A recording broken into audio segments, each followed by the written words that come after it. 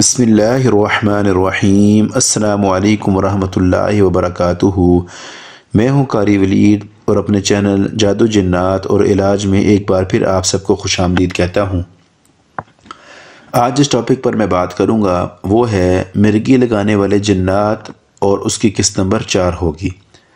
ناظرین کرام، اپنے ویڈیو کو شروع کرنے سے پہلے میں آپ احباب سے گزارش کرتا ہوں کہ جو احباب ہمارے چینل پر نئے ہیں یا جنہوں نے ابھی تک ہمارے چینل کو سبسکرائب نہیں کیا، پہلے وہ لال بٹن کو دبا کر چینل کو سبسکرائب کر لیں، اور چینل کو سبسکرائب کرنے کے ساتھ جو بیل آئیکن ہے اس کو ضرور پریس کریں تاکہ جیسے ہی کوئی نئی ویڈیو اپلوڈ کی جائے تو یوٹیوب کی طرف سے آپ کو نوٹیفیکیشن آ جائے۔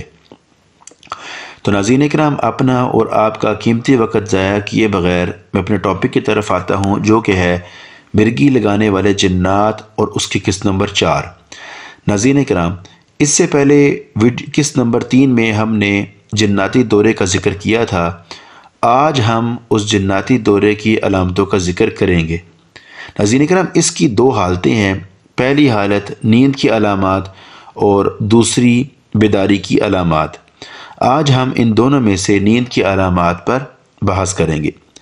ناظرین اکرام، ان میں سے پہلی چیز ہے بے خوابی۔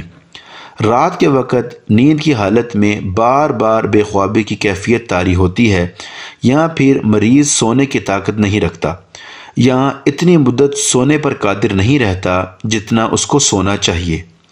اب بے خوابی کی بھی 2 قسمیں ہیں۔ ان میں سے پہلی قسم بے خوابی ایسے انسان پر طاری ہوتی ہے جو نہ تو بیمار ہوتا ہے، نہ ہی اس سے کوئی تھکاوٹ ہوتی ہے، نہ ہی وہ پریشان ہوتا ہے۔ ایسی بے خوابی شیطان کے زیر اثر ہوتی ہے، کیونکہ انسان کو بے خوابی میں مبتلا کر دیتا ہے۔ اس قسم کا علاج مسنون دم کے ذریعے ہوتا ہے۔ جو مریض ایسی بے خوابی میں مبتلا ہو اس کو یہ دعا کثرت سے پڑھنی چاہیے۔ وہ دعا یہ ہے: اعوذ بکلمات اللہ التامات من غضبہ وعقابہ وشر عبادہ ومن ہمزات الشیاطین وان یحضرون۔ دوبارہ سنیں: اعوذ بکلمات اللہ التامات من غضبہ وعقابہ وشر عبادہ ومن ہمزات الشیاطین وان یحضرون۔ البتہ بے خوابی کی دوسری قسم وہ ہے جو کہ معروف اسباب اور علامت کی وجہ سے انسان کو لاحق ہوتی ہے، مثلا جسمانی امراض یا نفسیاتی دباؤ یا گاڑیوں، ورکشاپوں یا ٹیلی ویژن یا ٹیپ ریکارڈر کے شور و غل کی وجہ سے، یا اس کے علاوہ کمپیوٹر کے حیرت انگیز مناظر کی وجہ سے بھی یہ لاحق ہو سکتی ہے۔ یا اس کا ایک سبب یہ بھی ہو سکتا ہے کہ نیند سے پہلے بیداری لانے والے مشروبات کا کثرت سے استعمال، جیسے کہ قہوہ، چائے یا افریقی قہوہ جسے ہم اپنی زبان میں کافی کہتے ہیں، یا حرام مشروبات کا استعمال جیسا کہ الکحل یا منشیات، یا کام کرنے کے دوران زیادہ محنت و مشقت، یعنی کبھی دن کو اور کبھی رات کو بھی کام کرنا پڑے، کیونکہ ایسے لوگ جو دن کو بھی ڈیوٹی کرتے ہیں اور رات کو بھی ڈیوٹی کرتے ہیں ان کو یہ اس طرح کی بیماری لاحق ہو سکتی ہے۔ اللہ رب العزت نے اپنے کلام پاک میں فرمایا کہ وَجَعَلْنَا اللَّيْلَ لِبَاسًا وَجَعَلْنَا النَّهَارَ مَعَاشًا، یعنی کہ ہم نے رات کو لباس بنایا اور دن کو ذریعہ معاش بنایا، یعنی کہ دن کو ہم نے معاش کے لیے بنایا ہے۔ اس آیت کریمہ سے یہ پتہ چلتا ہے کہ رات کی نیند دن کی نیند کی طرح نہیں ہے، کیونکہ رات کی نیند کے بے شمار فوائد ہیں۔ دن کی نیند کے بنسبت اعضائے جسمانی رات کی نیند میں زیادہ آرام پاتے ہیں، کیونکہ دن میں ہر قسم کا شور و غل، شدید روشنی وغیرہ ہوتی ہے، اور جو کہ انسان کے عصباتی نظام پر گہرا اثر ڈالتی ہے۔ جدید سائنسدانوں نے دماغ کا ایک حصہ صنوبریہ تلاش کیا ہے جو ایک ایسی رطوبت پیدا کرتا ہے جو بلا واسطہ نیند کے وظیفہ میں مرکزی کردار ادا کرتی ہے۔ نیز یہ بھی معلوم ہوا ہے کہ اندھیرے اس رطوبت کو اضافی مقدار میں پیدا کرنے کا سبب بنتے ہیں، جبکہ روشنی اندھیرے کے برعکس اس کی پیداوار کو کم کرتی ہے۔ ناظرین اکرام، ان علامات کی وجہ سے بے خوابی کا علاج ان علامتوں سے دوری سے ہو سکتا ہے۔ نیز ڈاکٹروں کے نزدیک اللہ کے حکم سے ایسی بے خوابی سے درج ذیل طریقوں کے ذریعے شفا حاصل ہو جاتی ہے۔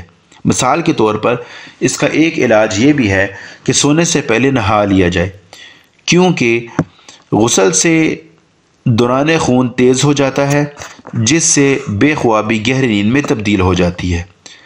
دوسرا علاج یہ ہے کہ بے خوابی کا جو مریض ہے وہ سونے سے پہلے 1 پیالہ گرم دودھ کا پی لے۔ تیسرا علاج، گرم دودھ میں سفید شہد یعنی کہ صاف شہد کا 1 چمچہ ڈال کر اس کے ساتھ آدھا لیمو نچوڑ کر پی لے تو اس سے بھی اس کا افاقہ ہوگا۔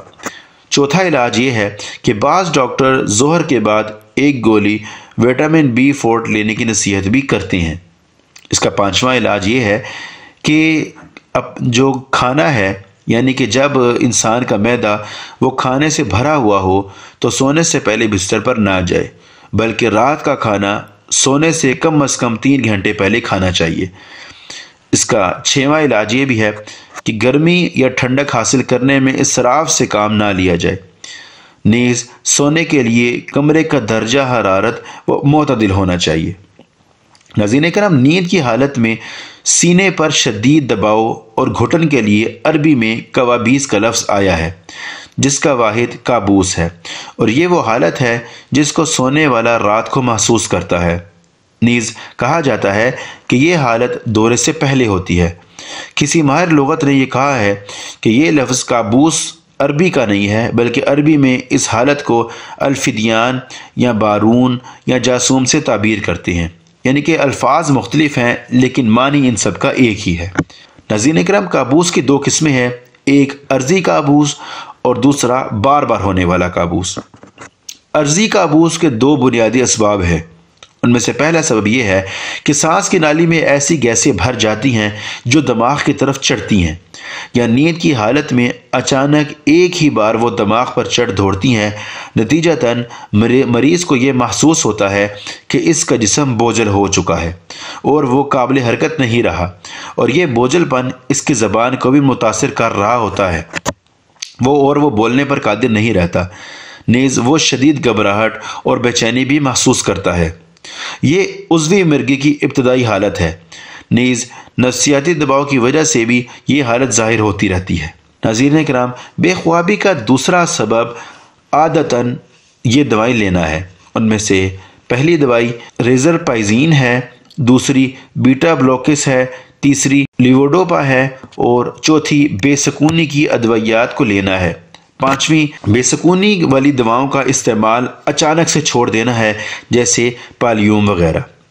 ناظرین اکرام، بار بار ہونے والے کابوس کا سبب وہ شیطان ہوتا ہے جو کسی انسان میں داخل ہو جاتا ہے اور اس پر اپنا تسلط قائم کر لیتا ہے، اور اس کا علاج قرآن اور شرعی دم کے ذریعے ہوتا ہے۔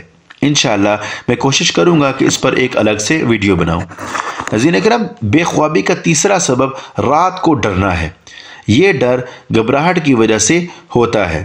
یہ علامات عارضی طور پر بھی ہوتی ہیں اور مسلسل بھی ہوتی ہیں، مگر عارضی حالت بچوں پر ظاہر ہوتی ہے اور یہ ایک بار یا طویل وقفوں سے بار بار ہوتی رہتی ہے۔ بچہ اگرچہ نیند میں ہی ہوتا ہے لیکن اسے یہ لگتا ہے کہ شاید وہ نیند سے بیدار ہو چکا ہے، اور وہ نیند سے اٹھ کر بستر پر بیٹھ جاتا ہے اور مرعوب اور دہشت زدہ ہو کر رونے اور چیخنے لگتا ہے، اور بعض حالات میں اپنے والدین کی کمرے کی طرف بھی دوڑ پڑتا ہے اور وہ انہیں بتاتا ہے کہ اس نے کسی ڈراؤنی چیز کو دیکھا ہے۔ اس کے بعد بچہ نیند کی طبیعی حالت پر سو جاتا ہے۔ جب اس کی طبیعت میں سکون آ جاتا ہے تو وہ اپنی نیند کو مکمل کر لیتا ہے۔ کابوس اور رات کے ڈرنے میں یہی ایک فرق ہے، کیونکہ کابوس میں جب بچے کو افاقہ ہوتا ہے تو وہ ہلکے اطمینان اور سکون کے بعد طبیعی حالت کی طرف لوٹ جاتا ہے۔ صبح ہوتے ہی بچے کو رات کو پیش آنے والی حالت کا کچھ علم نہیں ہوتا، وہ ہر چیز بھولا ہوا ہوتا ہے۔ عموماً رات کو یہ ڈراؤنی حالت بلوغت کے بعد ختم ہو جاتی ہے۔ نیز بعض اوقات یہ مرض گھریلو نفسیاتی الجھنوں کی وجہ سے بھی ظاہر ہوتا ہے۔ مثال کے طور پر اس کی ماں کو طلاق ہو جاتی ہے، یا گھر میں اکثر اوقات جھگڑا و فساد رہتا ہے، یا پھر گھر کا کوئی فرد اس بچے کو کوئی من گھڑت افسانوی بلا سے ڈراتا رہتا ہے اور بچے کو وہ بلا بار بار یاد کروائی جاتی ہے۔ اس طرح کی شکایات کرتے ہوئے کئی لوگ یہ بتاتے ہیں کہ انہوں نے مختلف انداز میں بچوں کو خوفزدہ کیا ہوتا ہے۔ مثال کے طور پر ان کو یہ کہا جاتا ہے کہ بیٹا جلدی سو جاؤ ورنہ بلی آ جائے گی، جلدی سو جاؤ ورنہ کوئی جن بابا آ جائے گا۔ تو ایسی باتوں کا بچے کی شخصیت پر خصوصاً نیند کے دوران بہت برا اثر پڑتا ہے، بلکہ بعض اوقات یہی باتیں بچے کو نفسیاتی طور پر تباہ کر کے رکھ دیتی ہیں، اور جب وہ دہشت ناک اور مجرمانہ کرداروں کو یاد کرتا ہے تو پھر اس کو یہ چیزیں ڈراتی رہتی ہیں، اور وہ بچے ہمیشہ نیند میں ڈرتے رہتے ہیں۔ تاہم جب کسی بالغ انسان کو نیند میں پہلی بار رات کی نیند میں ڈراؤنی حالت پیش آئے تو اسے فوراً ڈاکٹر سے رجوع کرنا چاہیے، تاکہ وہ اس کے دماغ کو کلینیکل معائنے کے ذریعے چیک کرے اور اس بات کا اطمینان کر لے کہ اسے عضوی مرگی کا مرض لاحق نہیں ہے۔ لیکن نیند میں ڈراؤنی حالت کا بار بار جب اعادہ ہونا شروع ہو جائے، بار بار اس کو چیزیں نظر آنا شروع ہو جائیں جیسا کہ اسے کوئی خوفزدہ کر رہا ہے یا کوئی چیلنج دے رہا ہے، تو یہ جنات کی علامات ہیں، اور اس چیز کا علاج قرآنی اور نبوی دم اور دعاؤں سے ہو سکتا ہے۔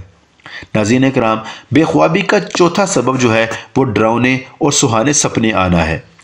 علامہ ابن منظور لسان العرب میں لکھتے ہیں کہ رؤیا اور حلم ہر اس چیز کو کہتے ہیں جس کو خوابدیدہ انسان دیکھتا ہے، لیکن رؤیا کا اطلاق اچھی اور خوبصورت چیزوں کی رؤیت پر ہوگا، اور حلم بری چیزوں کی رؤیت کے لیے خاص کر دیا گیا ہے۔ اللہ تعالیٰ نے قرآن پاک میں ایک لفظ فرمایا ہے جو کہ ہے اضغاث احلام، یعنی کہ افسانوی سپنے۔